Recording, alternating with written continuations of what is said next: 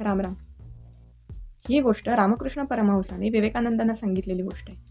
ही गोष्ट आहे एका दुष्ट सापाची, की ज्या मारानावर तो राहत असतो त्याच्या आसपास लोक फिरकत पण नसतात. एक दिवस काय होतं, तिथून एक साधू महाराज जायला लागतात. तर तिथले जे गावकरी असतात, गुराखी असतात, ते सांगतात तिथून जाऊ नका, कारण तिथे एक साप राहतो आणि तो अतिशय ॲग्रेसिव्ह आहे आणि तो हमखास तुम्हाला दंश करेल. तुमचा जीव घ्यायला पण मागे पुढे बघणार नाही. साधू महाराज असतात. साधू महाराज म्हणतात मला कशाचीच भीती नाही आहे, तो साप मला काहीच करू शकणार नाही. गुराखी म्हणतात ठीक आहे, जा तुम्ही तुमच्या मार्गाने. साधू महाराज जायला लागतात आणि अपेक्षेनुसारच तो साप लांबून साधू महाराजांना बघतो आणि ॲग्रेसिव्हली फणा काढून जोरात फासफूस करत त्यांच्या अंगावर धावून येतो आणि त्यांना दंश करणार तेवढ्यात साधू महाराज काहीतरी पुटपुटतात. साप जिथे असतो तिथे स्तब्ध उभा राहतो. तो काही हालचालच करू शकत नाही. त्याला आश्चर्य वाटतं की मला ह्यानं दंश करायचं आहे, पण मी काहीच का करू शकत नाही आहे.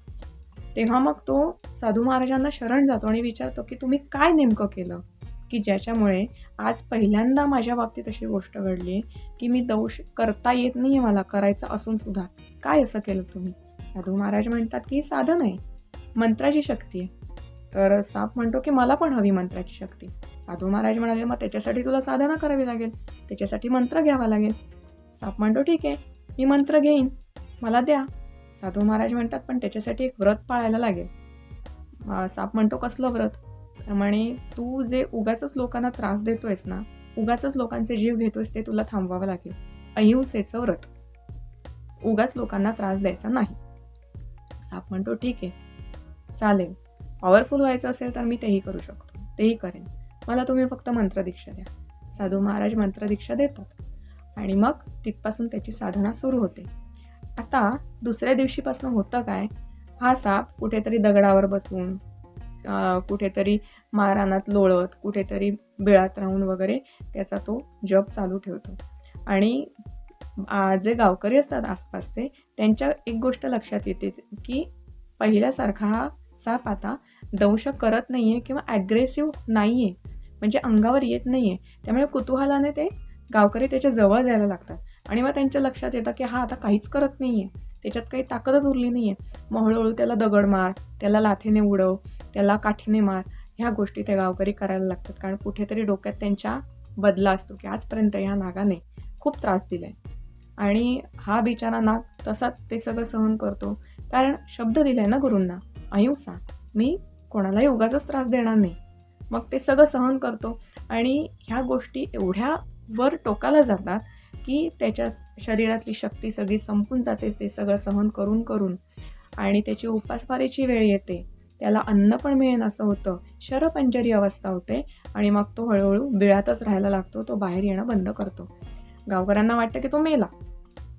नंतर मग काही दिवसांनी साधू महाराज तिकडनं जात असतात, तेव्हा त्याला आठवण येते साधू महाराजांना की इथे माझा शिष्य राहतो. तेव्हा गावकरी म्हणतात अहो तुमचा तो शिष्य ना, तो कधीच मेला. महाराज म्हणतात हे शक्यच नाही आहे, मला त्याच्या अस्तित्वाची जाणीव होती, तो मरूच शकत नाही. मग ते जातात, जवळ जातात बिळाच्या आणि त्याला हाक मारतात. तो साप लगेच बाहेर येतो. त्याची अवस्था साधू महाराज बघतात आणि अवाक होतात. ते म्हणतात की अरे, मला असं वाटलं होतं की ही साधना करून मंत्रदीक्षा घेऊन तुझी तर खूप म्हणजे उच्च कोटीचा तू साधक झाला असशील, तेजपुंज झाला असशील, पण ही काय तुझी अवस्था आहे, एकदम शरपंचारी, नुसती हाडं राहिली तुझ्या शरीरात. तेव्हा मग साप सांगतो की मी व्रत घेतलं होतं ना की अहिंसा करायची, कोणाला त्रास द्यायचा नाही, मारायचं नाही, पण मग गावकऱ्यांनी माझी अशी अवस्था केली. त्यांनी अक्षरशः दगडाने मारून मारून, काठीने किंवा पायाने तुडवून तुडवून मला खूप त्रास दिला आणि आता माझ्या अंगात स्वतः शिकार करून खाण्याची सुद्धा ताकद राहिलेली नाही आहे. तेव्हा साधू महाराज डोक्याला हात लावतात.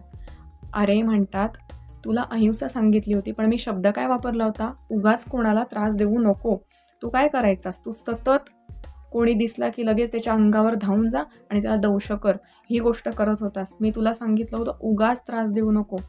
हे पूर्ण अहिंसा म्हणजे तू सहन करत राहिलास. सहन करणं म्हणजे सात्विकता नसते.